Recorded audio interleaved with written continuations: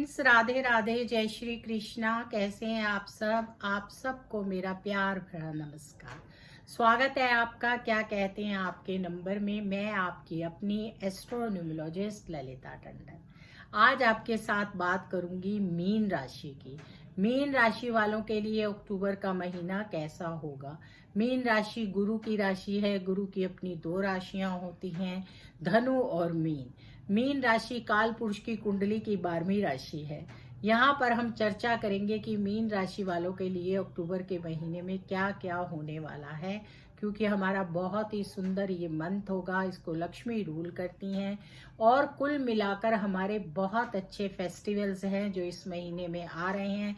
3 तारीख से नवरात्रि शुरू होगी और 31 तारीख को दिवाली है। और दिवाली तक हमारे जो त्योहार हैं वो बहुत ही ज़्यादा अच्छे बड़े माने जाते हैं।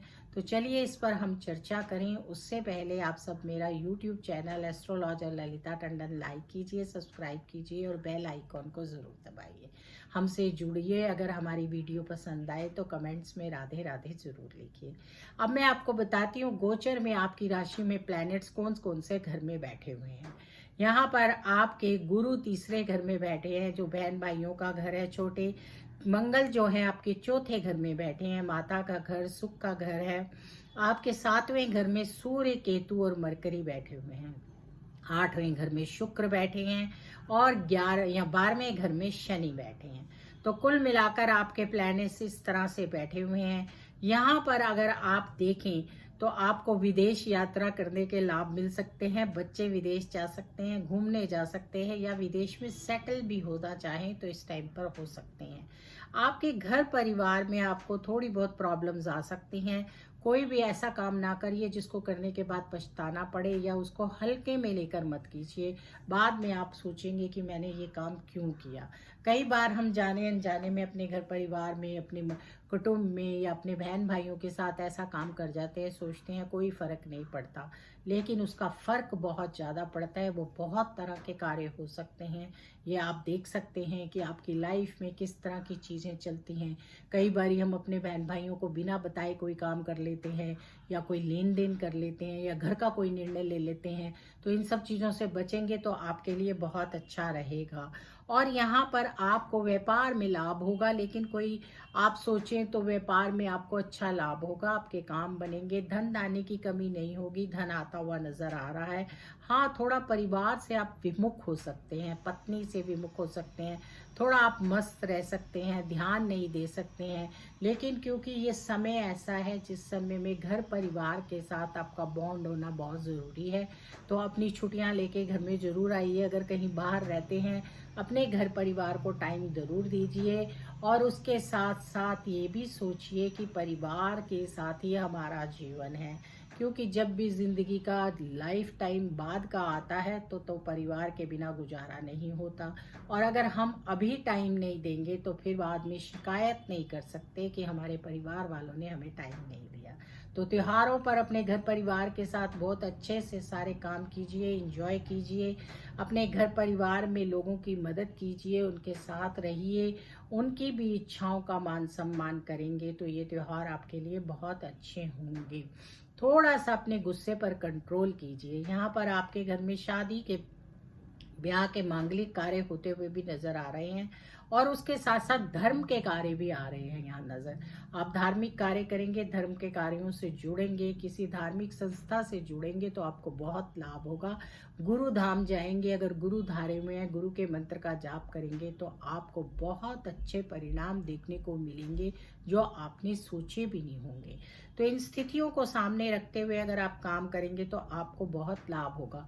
आपके 7वें घर में बुध आदित्य योग बन रहा है। अगर आपकी पत्नी काम करती है तो उसको बहुत लाभ होगा, उसकी प्रमोशन हो सकती है। और उसके साथ साथ अगर आप खुद भी नौकरी करते हैं तो आपकी भी प्रमोशन हो सकती है, आपको उच्च पद मिल सकता है। यहाँ पर आपके कार्य आर्थिक फ्रंट पर बहुत अच्छे हैं, किसी तरह की कोई दिक्कत नहीं है। एक तो आपको 2 काम करने हैं, एक तो बहुत सोच समझकर काम करना है, और किसी के बारे में भी ऐसे ही मजाकिया उसमें भी कोई बात कहने से पहले सोच विचार कर कहेंगे तो बहुत अच्छा रहेगा।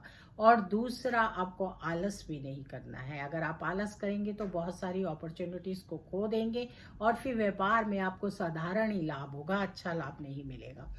कुल मिलाकर अगर हम देखें तो अक्टूबर का महीना आपके लिए बहुत अच्छा है। आपको मेहनत काफ़ी करनी पड़ेगी और दोनों फ्रंट पर मेहनत करनी पड़ेगी। घर परिवार में भी मेहनत करनी पड़ेगी और उसके साथ साथ अपने व्यापार में या अपनी नौकरी में भी मेहनत करनी पड़ेगी। तो ये टू साइड आपका चलेगा। यहाँ पर आप वाहन या प्रॉपर्टी ले सकते हैं। प्रॉपर्टी जब आप ले तो प्रॉपर्टी लेते वक्त थोड़ा ध्यान रखें कि जो भी जिस भी कार्य को कर रहे हैं उसको समय दें। मैंने आपको पहले बताया कि अगर आप जल्दबाजी में किसी भी तरह का कोई काम करेंगे तो वहाँ बाद में आपको निराशा हाथ लग सकती है कि मैंने जल्दी कर दी, गलती कर दी।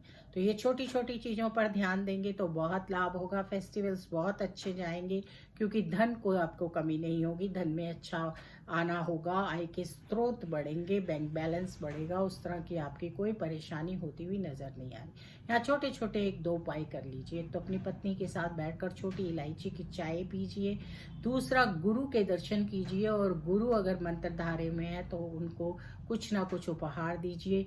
राम परिवार के दर्शन करके घर से जाइए। मीठा कुछ मुंह लगाकर घर से जाइए, लेकिन मीठे का ये मतलब नहीं है कि आप बहुत सारा मीठा खा रहे हैं। मीठे का मतलब है कि एक दाना चीनी का या एक दाना मिश्री का खाएं, क्योंकि कई बार हम बोलते हैं और पेशेंट डायबिटिक होते हैं और बाद में उनको प्रॉब्लम्स आ जाती है।